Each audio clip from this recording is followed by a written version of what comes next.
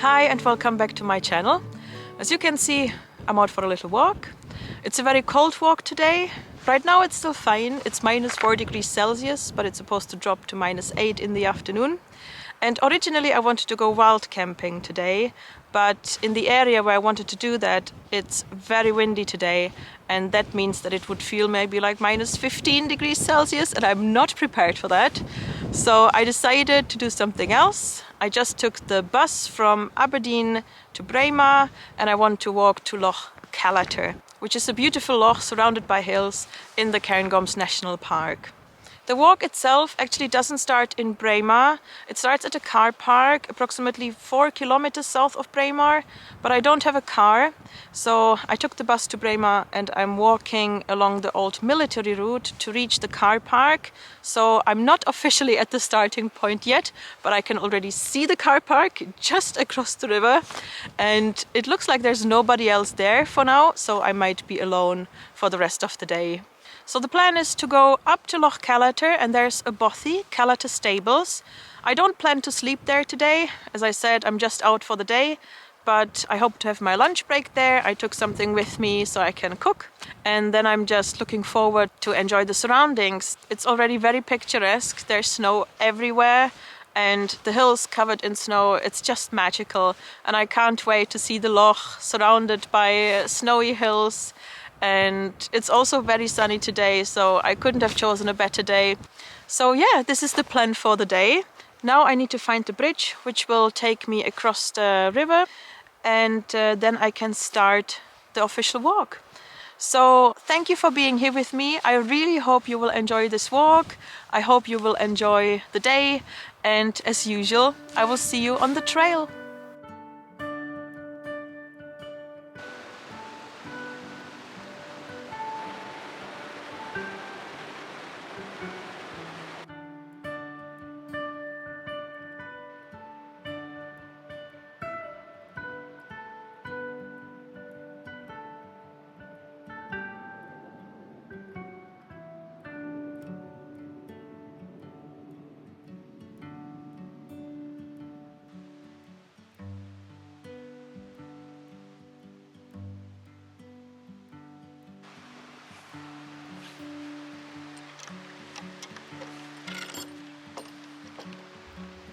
The path traces the first few kilometers of Jock's Road, a former drovers' route that once linked Braemar in the north with Glendalough in the south. As you set off, it leads you over a remote pass, isolated and wild, best left for a day when the snow has gone. It is named after Jock Winter, a local shepherd who fought for access to Glendalough after a new landowner closed it off following the purchase of Glendalough Estate. This led to the Scottish Rights of Way Act in 1894, which laid the foundations for our right to access nearly all land in Scotland, provided we do so responsibly and in line with the Scottish Outdoor Access Code.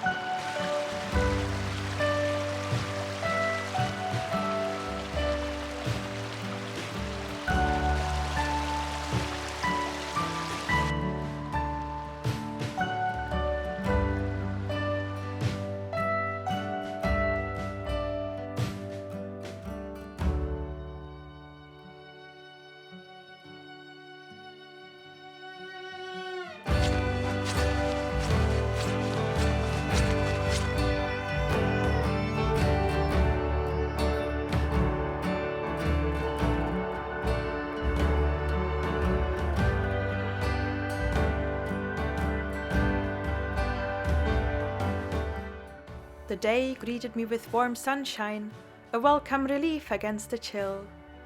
Yet I found myself equally grateful for the deep and endless snow, knowing it could be completely gone in just a week. After a couple of hours, I reached the Invercold estate, beautifully laid out next to Loch Callater. The Bothy, once used as stables for the nearby lodge, now serves as a welcome shelter for those following Jock's Road, or, like today, a perfect spot for a little lunch break.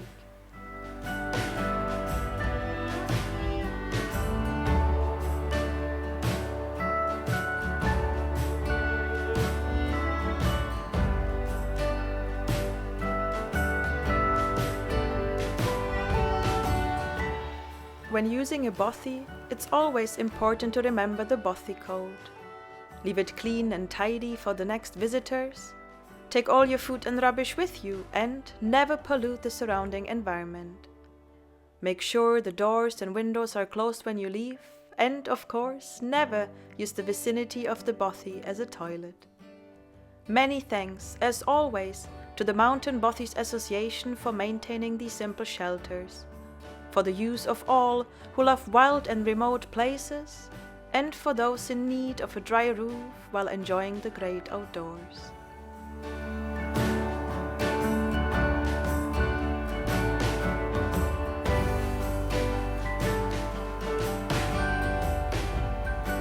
Yay, I'm nice and warm in the bothy and I'm really starving right now, so I will cook some lunch. And this time I didn't just take some dehydrated food. Today I want to cook some proper lunch here in the bothy. So I prepared everything at home already. I have some onion, I have some tofu and pepper, some wraps, and below there is some spinach. And to sprinkle on top, I have some olives and some vegan cheese. Doesn't look very appetizing, but it's fine. And for the spices, I have some fajita mix, I have some salt and pepper. I don't even actually remember where I got those from. And I have some Domino's chili flakes. It says best before March 2023, so should still be all right. And I have some tomato paste to mix it in. Unfortunately, I don't have any oil, so I'll just pour a bit of water inside, and I think this will do the job.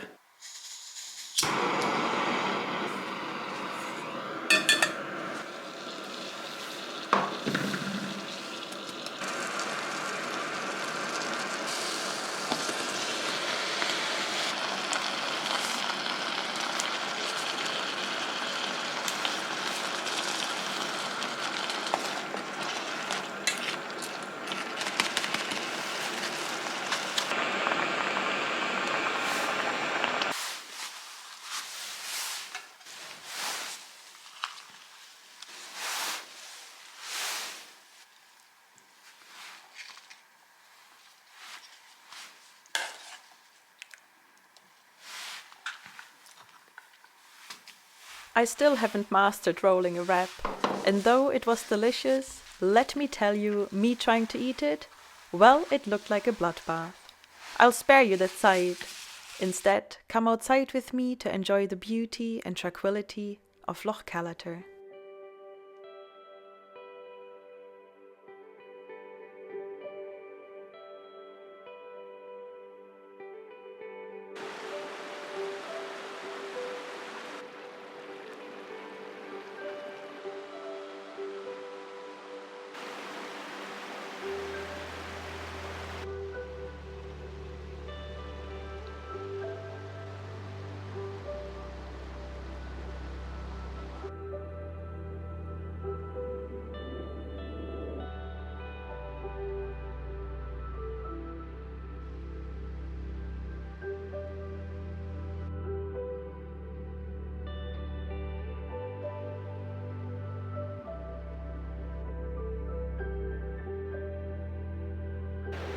Well, I can't believe how beautiful it is. This place is just a dream, and I think the snow and the ice makes it very special as well. Almost the whole loch is frozen, so it's very beautiful to look at. Unfortunately, I don't know what's wrong today. I'm not in my best performance. I'm very slow, which means I won't catch my bus back to Aberdeen at 5:30, which I planned to do. And that means I have to wait for another bus, which is 9:30. I will probably have to hide in a pub or something, which is not the worst thing. But it means that I will finish the walk in the dark. But otherwise it would mean I I would just have to pack it up everything very quickly and rush back to Braemar. And now when I look at this loch and I see how beautiful it is here, I don't really want to go and I don't really want to rush. I want to soak it all in. So yeah, this is the price I pay today. I will finish in the dark, but that's okay. I'm really glad I came here. It's really just so beautiful, and I really hope you are enjoying those views as well. Yes, it was hard to leave those views, and with each step I found myself wanting to wander further along the shores, as the loch looked different from every angle. One moment the hills were perfectly reflected in the water, the next the loch seemed to disappear entirely, as its frozen surface blended seamlessly with the surrounding landscape.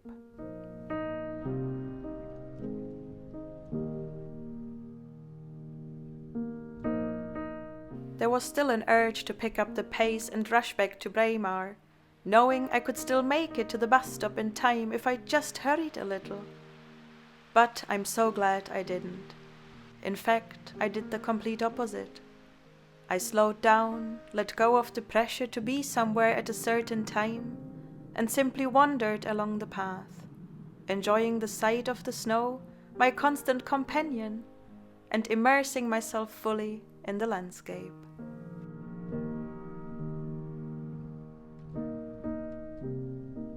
If I had left Loch Callater earlier, I would have missed the changing colors of the sky.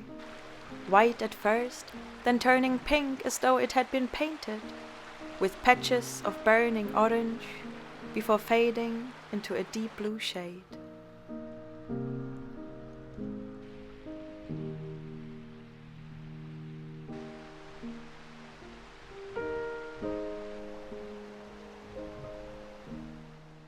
The night slowly approached and I had to prepare myself for my walk in the dark. But if I hadn't stayed out there, I would have never come up with a haunted tale that was inspired by my gloomy path and its trees, now mere shadows at this time of day. The story goes like this. One night, a girl wandered along the river's shores, an ancient path lined with trees that were used to hang the condemned. It was tradition to leave them hanging for one day and one night, as a reminder for others not to commit evil in this world. The poor souls have not yet left this world, for it takes the midnight hour to cross into the realm of the dead. As she passed the first tree, the ghost of its hanged man descended and asked the girl to leave a silver coin. Tomorrow his parents would come to take his body, and he would enter the world of the dead at peace if he knew his parents were provided for until his brother returned from war. She was a kind girl, and so she left a coin and continued on her way. As she passed the second tree, the ghost of its hanged man descended and asked the girl to leave her shoes.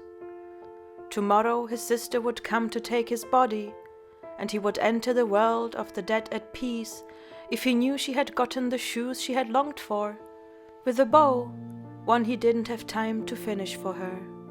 She was a kind girl, and so she left her shoes and continued on her way. As she passed the third tree, the ghost of its hanged man descended and asked the girl to keep him company. There was no family to take his body, and he wished for nothing more than to have someone by his side before he would enter the world of the dead. She hesitated at first, for she wanted to reach her home, but she was a kind girl, and so she sat by the tree and kept the poor soul company. The hours passed as they talked and whispered, and the ghost enjoyed her presence very much. So then, as the midnight hour struck, he grabbed her hand as if in marriage, and the next day the families came to pick up the bodies. The first one was retrieved with a silver coin, a poor yet needed comfort for the dead man's parents. The second one was retrieved with a pair of white shoes, with a bow, a poor yet pleasing comfort for the dead man's sister. The third tree was left untouched, and as people passed it, they wondered who it was hanging from the tree. A young man with a shy yet content look in his eyes, and a second body, a girl so bright and pure, and with no shoes.